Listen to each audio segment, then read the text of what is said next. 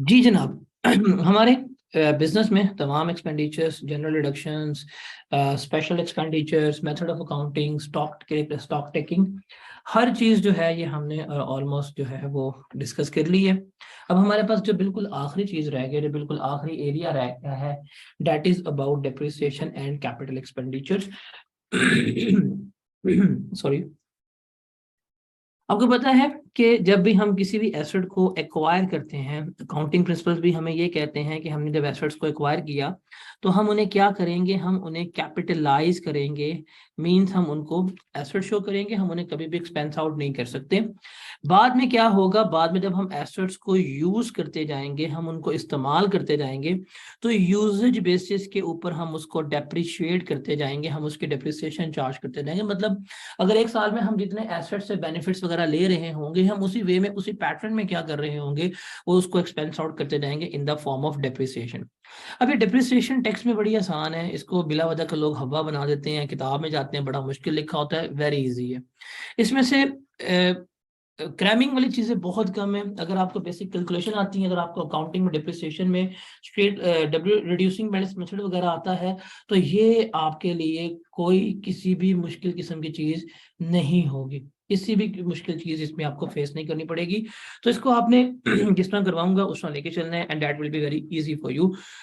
मुश्किल लोग कहते हैं, but when we and that area, आपने फिर एनालिसिस करना है इन तमाम वीडियोस को, देखिए क्या ये मुश्किल है कि नहीं है।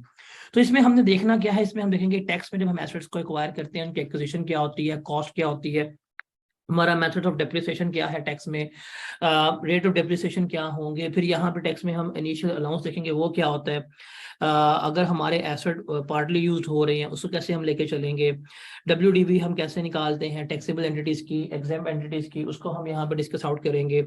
गेन लॉसेस कैसे निकाले जाएंगे, उसके वेरियस स्पेशल केसेस वगैरह हम देख रहे होंगे। फिर एसेट की कॉस्ट किस तरह से डिटर्मिन होनी है, कंसिडरेशन कैसे होगी, कौन सी कॉस्ट जो है एसेट की कॉस्ट का पार्ट बनेगी, डिस्पोजल के वक्त कौन कौन सी चीजें जो है कंसिडरेशन में काउंट फॉर होंगी, इन सबको हमने देखना है, और यहाँ पे हमारा ये चीज खत्म हो जाती है। इसको शुरू करने से पहले जो आपको लॉजिकली चीज पता होनी चाहिए वो आपने अपने माइंड में रखनी है, उसको आपने भूलना नहीं है। देखिए, एक प्रॉफिट एंड लॉस अकाउंट कौन सा है, एक प्रॉफिट एंड लॉस अकाउंट है जो किसने बनाया हुआ है, आपके अकाउंटेंट भाई साहब ने बनाया हुआ है। उस अकाउंटेंट भाई साहब के प्रॉफिट एंड लॉस अकाउंट में आपके पास ग्रॉस प्रॉफिट होता है, जो भी आपने लिखा होता है। उस ग्रॉस प्रॉफिट में से फिर हम क्या करवा रहे होते हैं, हम लेस करवा रहे होते हैं अपने एक्सपेंडिचर्स, जिसमें जो भी उसने डिप्रिसिएशन कैलकुलेट की होती है वो हम इसमें से लेस करवा रहे होते हैं, अकाउंटेंट ने लेस की होती है अकाउंटिंग एंट्रीज पास करते हुए। उसमें से जो भी इम्पेयरमेंट लॉस होता है वो भी अकाउंटेंट ने यहाँ पे लेस करवाया होता है। उसके अलावा जो भी लॉस होता है ऑन डिस्पोजल, अगर कोई भी उसने लॉस वगैरह किया है, एसेट्स बेचने पे लॉस ऑन डिस्पोजल ऐड हुआ होता है। और उसके अलावा अगर कोई गेन ऑन डिस्पोजल है, उसने अगर एसेट बेचा, उसके ऊपर गेन आया, उसके ऊपर मुनाफा आया, उसके ऊपर फायदा आया, वो ऐड किया होता है, और यहाँ पे उसने हमें नेट प्रॉफिट की अमाउंट दी होती है। देखिए, टैक्स में जब सबसे पहले जब आपने कोई भी काम करना है, तो आपने ये जो अकाउंटिंग ट्रीटमेंट है ना, इन अकाउंटिंग ट्रीटमेंट को सबसे पहले आपने रिवर्स करना है। आप अपनी नोटबुक के ऊपर इस चीज को कहीं कोने खुदरे में ऊपर नीचे दाएं बाएं लिख लें कि जब भी आप न्यूमेरिकल सॉल्व कर रहे होंगे, तो सबसे पहले आपने काम करना है, सबसे पहले वो क्या होना चाहिए कि आपने इन अकाउंटिंग ट्रीटमेंट्स को रिवर्स करना है। मींस आपने इनकम फ्रॉम बिजनेस कैलकुलेट करनी है, और आप इनकम फ्रॉम बिजनेस कर रहे हैं टैक्स रूल्स के मुताबिक कैलकुलेट, आप इनकम फ्रॉम बिजनेस कैलकुलेट कर रहे होंगे टैक्स रूल्स के मुताबिक। टैक्स वाले कहते हैं यार तुमने जो अकाउंटिंग में किया है वो किया हो, हमारा इससे कोई कंसर्न नहीं है, हम उसको नहीं मानते। आप क्या कर रही हैं, आप सबसे पहले वो कहते हैं आपने चलाना है, आप चलाएं, आप टैक्स रूल्स के मुताबिक डेप्रिशिएट करेंगे। तो हमने क्या करना है, फिर जो अकाउंटिंग रूल्स के मुताबिक उसने काम वगैरह किया हुआ है, हम उसको सबसे पहले क्या करेंगे, हम उसको सबसे पहले रिवर्स करेंगे। अब रिवर्स क्या होगा, हमारे पास जो भी प्रॉफिट बिफोर टैक्स होगा, जो भी प्रॉफिट बिफोर टैक्स की अमाउंट गिवन की होगी सवाल में, आपने सबसे पहले पकड़ना है और अकाउंटिंग ट्रीटमेंट को रिवर्स करना है। देखो, अकाउंटेंट ने डेप्रिसिएशन लेस की थी, अकाउंटिंग डेप्रिसिएशन, टैक्स वाले तो इसको मानते ही नहीं है, तो इसलिए टैक्स वाले क्या कहेंगे, भाईजान तुमने लेस की थी, हम इसे नहीं मानते, इसे क्या करना है, इसको तुमने ऐड बैक करना है, हमें प्रॉफिट में ऐड बैक कर देंगे। अकाउंटेंट ने इम्पेयरमेंट लॉस चार्ज किया था और टैक्स वाले कहते हैं कि इम्पेयरमेंट एक नॉशनल एक्सपेंसेस है और इम्पेयरमेंट लॉस जो है वो कभी भी किसी किस्म का चार्ज नहीं हो सकता, तो ये भी एड बैक हो जाएगा। फिर टैक्स वालों ने जब डिस्पोज किया तो उन्होंने लॉस ऑन डिस्पोजल निकाल लिया, ये अकाउंटिंग लॉस था। टैक्स वाले कहते हैं भी हम अकाउंटेंट को तो मानते ही नहीं है, अकाउंटिंग एंट्री ये भी एड बैक हो जाएगी।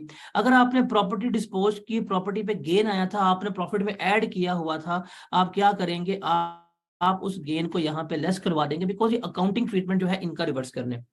सबसे पहले आपने क्या करना है कि जब भी आप इनकम फ्रॉम बिजनेस कैलकुलेट कर रहे होंगे, डेप्रिसिएशन, जब कैपिटल रिलेटेड एक्सपेंडिचर्स पे जाएंगे, जो भी अकाउंटिंग ट्रीटमेंट होंगे आप उनको रिवर्स कर देंगे। आपने उनको रिवर्स कर दिया, देखिए यहाँ पे लेस था, यहाँ पे हमने ऐड बैक कर दिया, ये ऐड था, ये हमने लेस कर दिया। ये लेस करवाने के बाद फिर हम क्या करेंगे, हम इन एसेट्स का टैक्स ट्रीटमेंट लेंगे। मींस जो टैक्स डेप्रिसिएशन है वो हम यहाँ पे लेस करवा देंगे, अगर टैक्स गेन हुआ है तो वो हम ऐड करेंगे, अगर टैक्स लॉस हुआ है तो फिर हम वो लेस करवा रहे होंगे। तो इस तरह से हमने इसको लेके चलना है, इस तरह से हमने इसको लेके चलना है। तो ये चीज आपको याद होनी चाहिए कि जब भी न्यूमेरिकल पढ़ेंगे तो न्यूमेरिकल में जब भी आपको उसने accounting depreciation, accounting loss on disposal, accounting gain on disposal, impairment loss, revaluation surplus, fair value gain, इस तरह की कोई भी अकाउंटिंग चीज गिवन की होगी, आप सबसे पहले क्या करेंगे, first of all you are going to reverse that thing, आप उसको रिवर्स कर देंगे। अगर उसने डेप्रिसिएशन लेस की थी आप ऐड बैक करेंगे, उसने गेन ऐड किया था आप उसे क्या कर रहे होंगे, आप उसको लेस कर रहे होंगे। वो करने के बाद फिर आप क्या पहुंचेंगे, आप एक रेलेवेंट फिगर पे पहुंच रहे होंगे। तो ये हमने इस वक्त जो बात डिस्कस की है ये हमने करना है। अब देखिए अकाउंटिंग ट्रीटमेंट को रिवर्स करना हमारा कोई काम नहीं है।